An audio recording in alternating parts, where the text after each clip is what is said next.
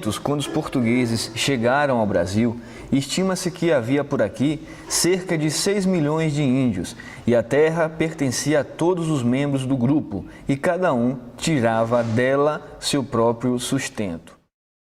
A partir de 1500, a administração colonial contou com o primeiro sistema de distribuição organizado por meio da divisão do território, capitanias hereditárias, grandes extensões de terra que eram doadas para nobres, burocratas ou comerciantes influentes dentro da corte lusitana. Aquele que recebia alguma capitania era chamado de donatário e teria que cumprir com os princípios estabelecidos por 2 documentos legais, a carta de doação e o foral.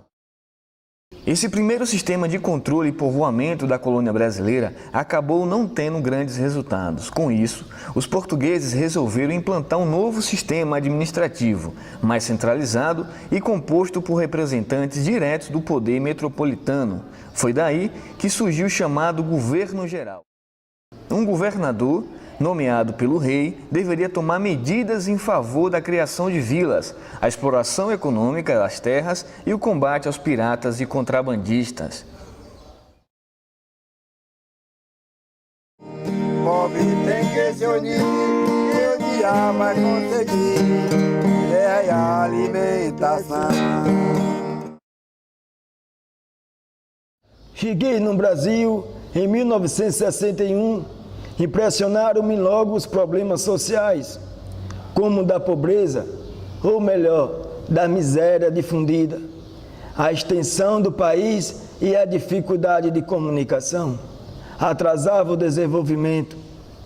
As escolas eram precárias e, consequentemente, a consciência política quase inexistente. A concentração da riqueza nas mãos de poucas era descarada, enquanto a maioria do povo vivia sem participação efetiva à renda do país.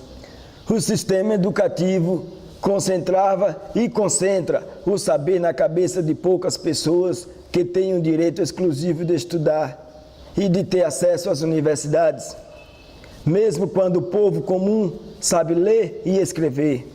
Ele é cortado da vida social que conta. Politicamente, em todo o canto do Brasil, mas sobretudo no Nordeste, existe o coronelismo. Os chefes locais dominam toda a vida social, monopolizando para si a clientela política por meio de pequenos benefícios individuais. Dom Matias Schmidt ficou chocado ao encontrar essa realidade, mas ao mesmo tempo animado por encontrar algumas sementes, como essa, de colônia em Taitê, impulsionada pela fé do povo e o levante das ligas camponesas, principais impulsionadoras do movimento pela reforma agrária no Brasil. Abençoa, Senhor, as famílias, amém. Abençoa, Senhor, a nossa também. Aqui era uma propriedade por chamar de Seis Marias, sendo que o proprietário não contribuía com o Estado, que chamamos de imposto, e em seguida eles fizeram um acordo e doou uma área de terra aqui até grandinha, que coube mais ou menos o que 280, por aí assim, que chamava de colonos. Não era nem INCRA nessa época, era INIC. E aí foi que chegou esse pessoal, vinha com sua equipe de trabalho, fizeram a topografia toda, para poder dividir os lotes, né? Os lotes urbanos. E aí daí foi que partiu para a área rural. Tinha muito poceiro, que inclusive trabalhava na fazenda agrícola de Una, que a fazenda agrícola de Una tinha muito poceiro aí. E então eles começaram, alguns deles, passar por lá de cá. Mas não só foi só poceiro, não veio muita gente dessas outras cidades por aí afora, como Iramaia, por aí, apareceu muitos para fazer sua requisição aí, para adquirir esse lote. E criaram uma sedezinha aqui na beira do rio, que hoje em dia chama povoado de colônia, né? E nesse povoado de colônia tinha os funcionários. Esse funcionário construía as casas para eles ficarem e tentava de cortar os rumos do lote. Entregava para as pessoas iam trabalhando segundo as ordens do escritório. O escritório tinha os limites. por ano quando deveria desmatar. Até que fizesse a área que era preciso, que tinha os limites da quantidade da área.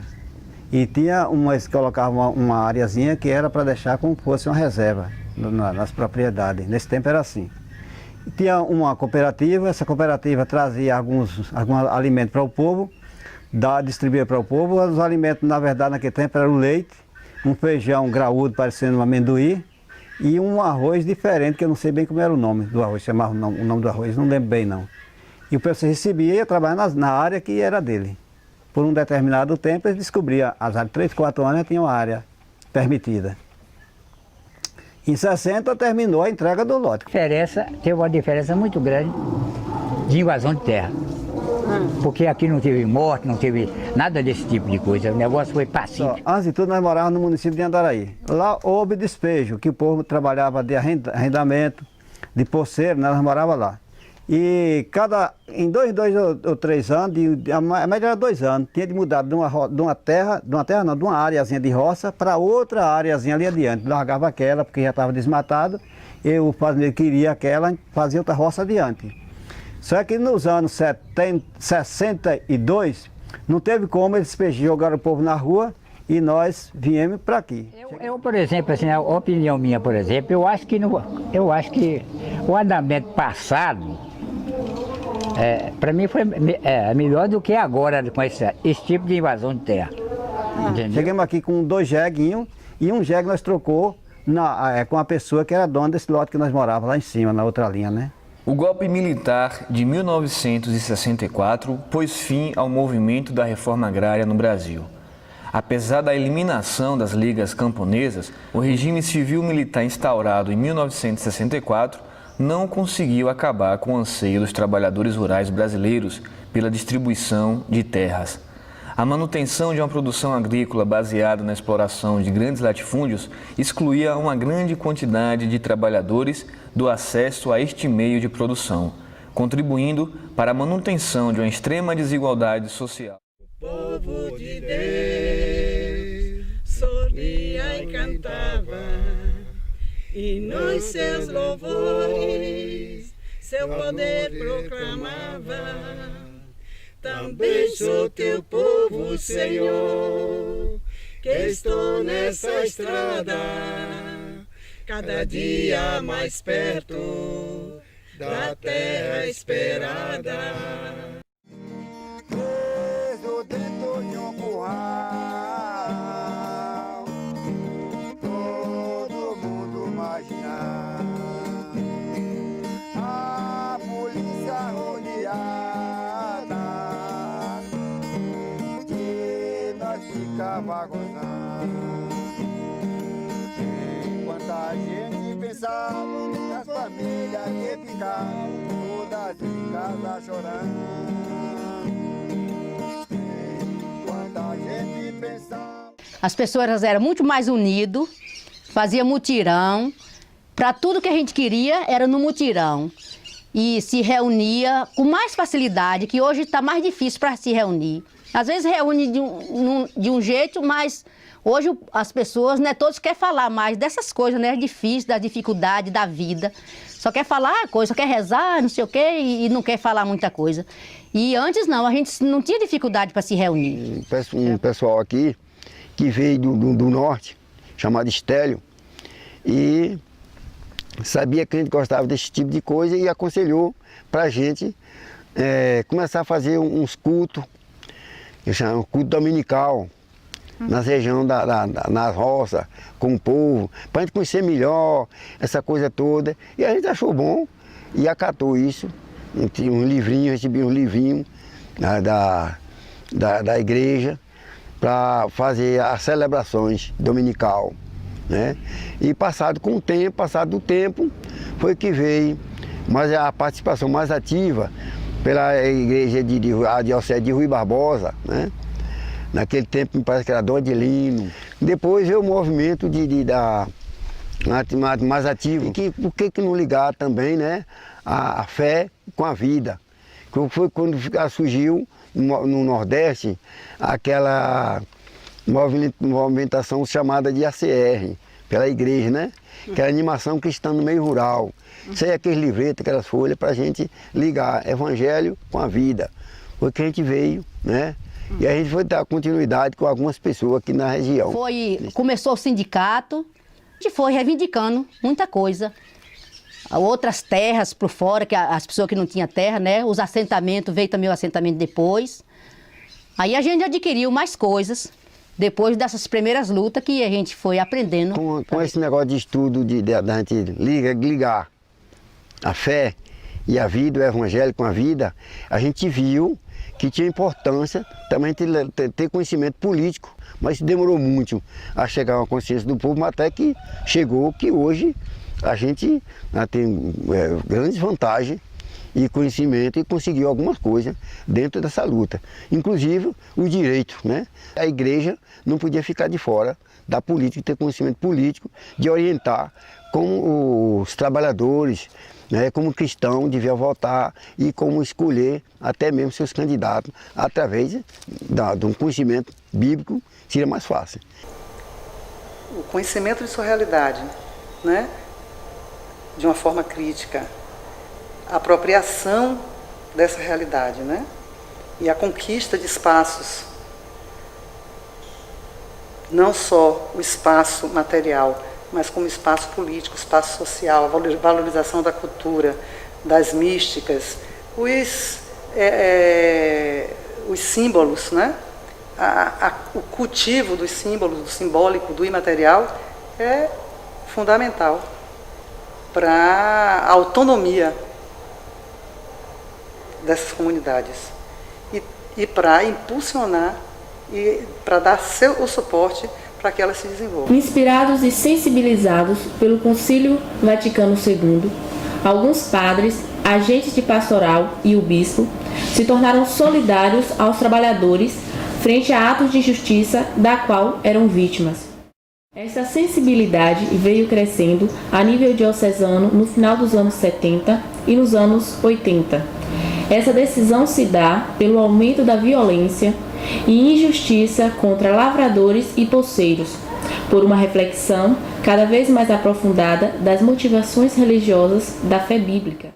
A realidade social e rural da diocese e a fé bíblica, inserida nesta realidade, desembocou em alguns serviços que a diocese assumiu como meios para uma ação pastoral mais eficaz.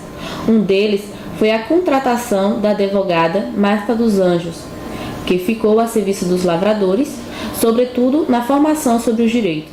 Marta, juntamente com alguns agentes de pastoral, assessoravam e refletiam com os trabalhadores e trabalhadoras nos momentos de conflitos de terra e no enfrentamento de graves injustiças que vinham aumentando, sobretudo no Zona 1.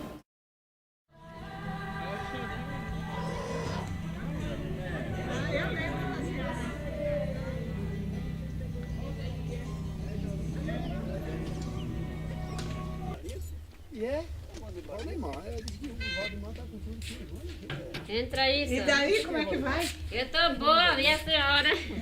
Nada. Oh, Deus. Sempre quem é vivo aparece o dia, né, nação? Cidade de Iramaia, 50 policiais ia buscar o lavrador. O momento que nós sofremos aqui, nós sofremos aqui pouco não, de jeito nenhum. Ave Maria. E os maridos escondidos lá dentro das grunas, lá dentro da grota, das pedras, nas matas. E a gente, só nossos filhos que sabia. Agora mais ninguém sabia, nem polícia, nem ninguém de fora não sabia onde eles estavam mocados. Só nós que sabia, entendeu? Mas nós não podíamos falar, porque se nós falasse, as polícias levavam e eu ainda estava buscar eles para levar para cadeia, pra prender. Né? Então a gente fazia o quê?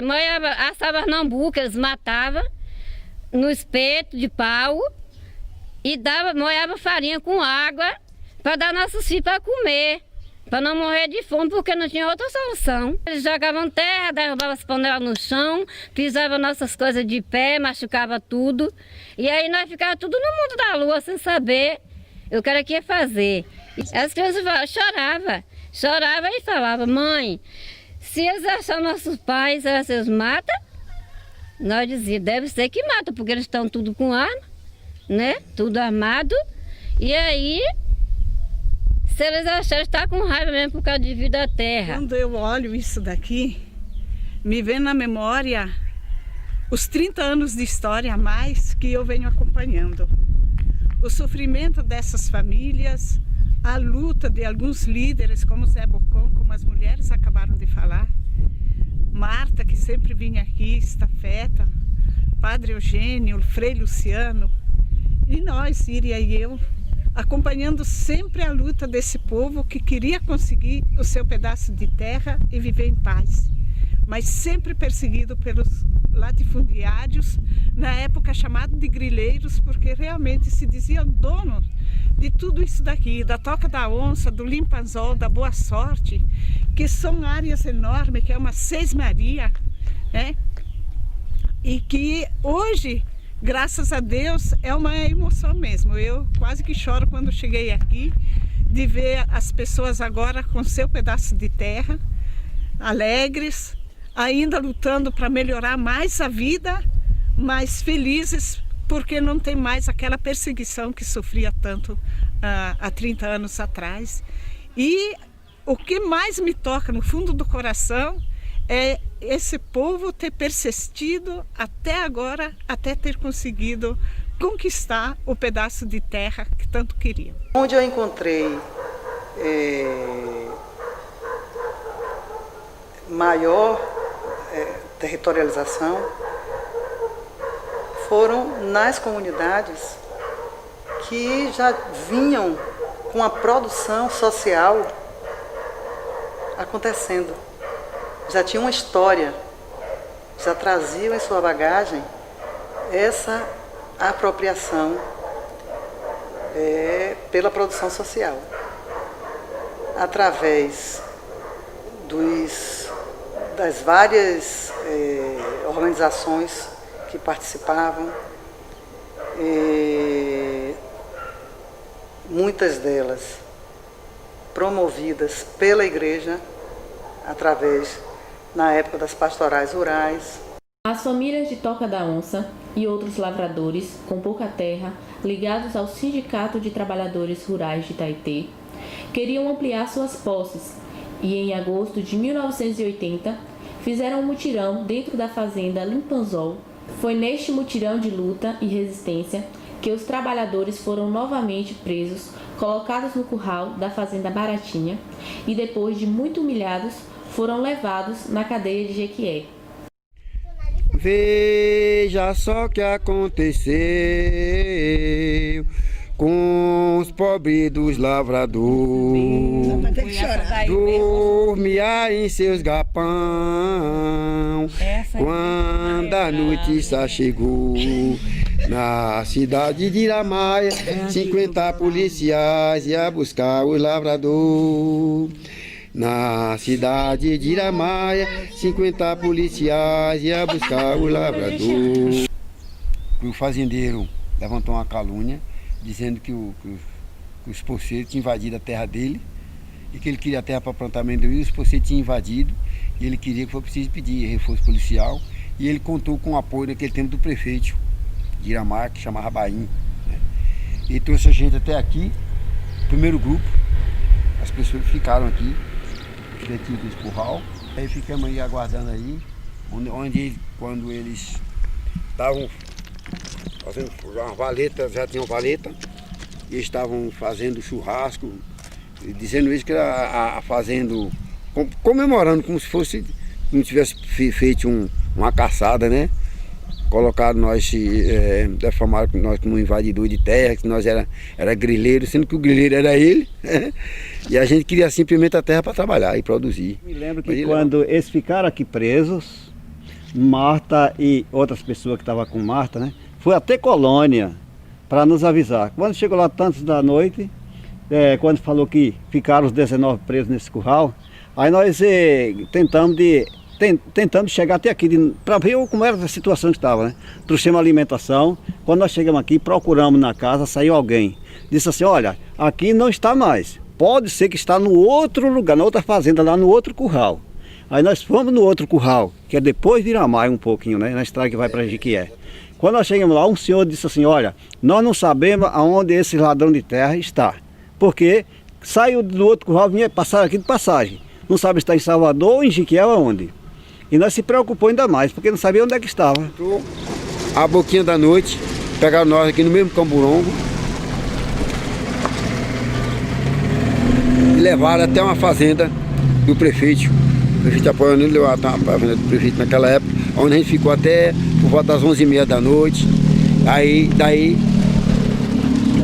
foi transportado para Jequié, onde ele teve cerca de 3 dias lá, preso. Em uma cela onde não cabia 8 pessoas, ficou 19. O único jeito da gente tentar de ver onde é se localizar era através de rádio. E a gente tentou ligar o rádio. Ligamos a partir das 5 horas, ficou o dia todo ligado. Quando foi 5 horas da tarde, aquela Rádio Sociedade da Bahia deu a notícia: o ladrão de terra está preso em Jequié. Quando falou que estava preso em Jequié, para nós foi um alívio, porque nós sabíamos onde é que estava. Aí imediatamente a gente comunicou às outras pessoas que estavam, as vizinhanças, que o pessoal nosso estava preso em Jequié. Aí o pessoal da igreja de Rui Barbosa, que foi o bispo Dom Matias, junto com Marta e Carlinhos, doutor Carlinhos. Doutor Carlinhos tentou chegar até Jequié e lá libertou as pessoas que estavam presas. Com 3 dias chegaram em Colônia, em Itaiti. E os trabalhos de base feitos pela Diocese de Rui Barbosa, a formação de grupo de jovens, muitas famílias são constituídas por jovens desse período, e a valorização da base comunitária e a forma como era feita essa educação de base, levou, valorizando essa base comunitária, levou muito a uma consciência crítica da realidade, né? Que é um elemento importantíssimo para a apropriação dos espaços. Aqui a gente veio várias vezes, Padre Eugênio, Frei Luciano, eu, Íria, nós vínhamos para celebrar junto com o povo, né, a luta deles, e sobretudo o povo queria pedir a Deus, né, força, coragem, para poder continuar resistindo em cima dessa terra. E nós conseguimos ficar, porque nós resistimos, nós temos o coração de ferro. E Dona Maria, minha sogra, era veinha, incluída. Daqui eu não saio, vou virar um cascalho, daqui eu não saio. E porque aqui é nosso mesmo. Porque aqui nós vamos plantar e colher e comer, criar nossos netos, nossos filhos, e nós vamos ter tudo aqui nessa terra, e ninguém toma, só Deus. Só Deus que vai tomar tudo isso aqui nessa terra, viu?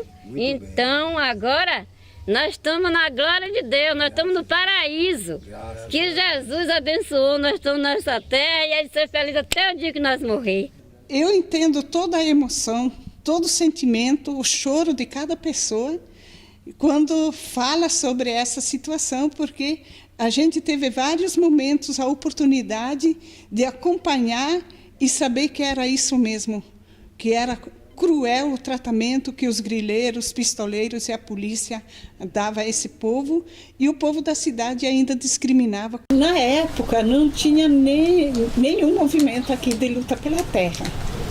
Quem lutava e quem fazia a conscientização dos direitos e que lutava pela conquista da terra eram os sindicatos. Criamos, dentro dessa estrutura, um polo sindical em Itaberaba, né? Que esse polo nos ajudou demais, era lá que a gente se encontrava, por isso que se encontrava Zacarias, Pedro, Lili, Zequinho de Rui Barbosa, Gratson, da Colônia, Manuel Estafeto, lá da Colônia também, que a gente encontrava, né? Dedé de Itaberaba também. Nós se encontrava também com o doutor Carlinho, doutor Jaldo, doutora Lindinaua, doutora Marta, doutor Gabriel. Então, muitas pessoas que a gente encontrava e dizia, incentivava a gente a não sair da terra.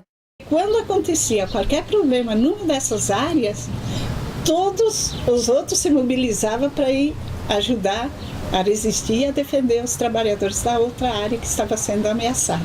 Muitos lugares na roça, naquele tempo, não tinha o que nem tem hoje, telefone, né?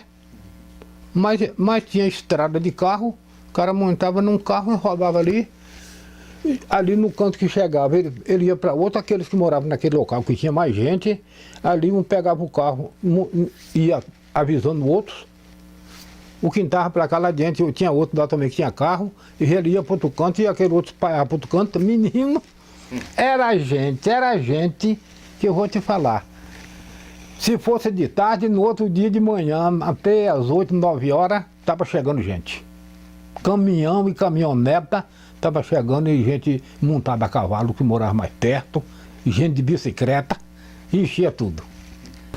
Então não era cada área resolvendo seus problemas individualmente, mas eram as áreas que formavam esse polo, esse conjunto, e junto discutiam e junto tomavam os encaminhamentos e junto resistiam. Então, o que a gente desejava que isso fosse criar uma estrutura de lei para que a gente não ficasse só um município, mas ficasse a nível de região ou a nível de estado. E também porque facilitava todo um acompanhamento e uma assessoria jurídica, porque gerava processos, né, contra pessoas e coisas por conta dos conflitos que se enfrentava.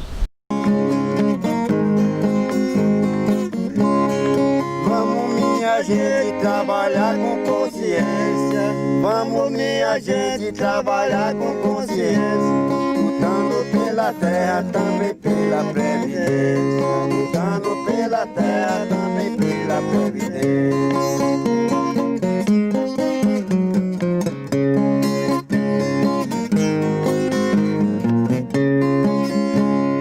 Povo da Bahia, a lei já chegou. Povo da Bahia, a lei já chegou. De onde veio a lei, ela veio de Salvador. Quem foi que fez a lei, foi nós mesmos agricultores. Vamos minha gente trabalhar com consciência. Vamos minha gente trabalhar com consciência. Lutando pela terra, também pela previdência. Lutando pela terra, também pela previdência.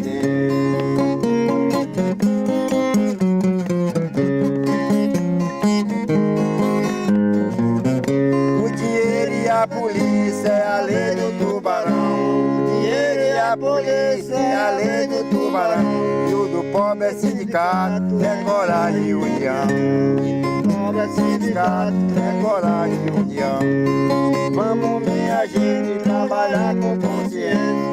Vamos minha gente trabalhar com consciência. Lutando pela terra, também pela previdência.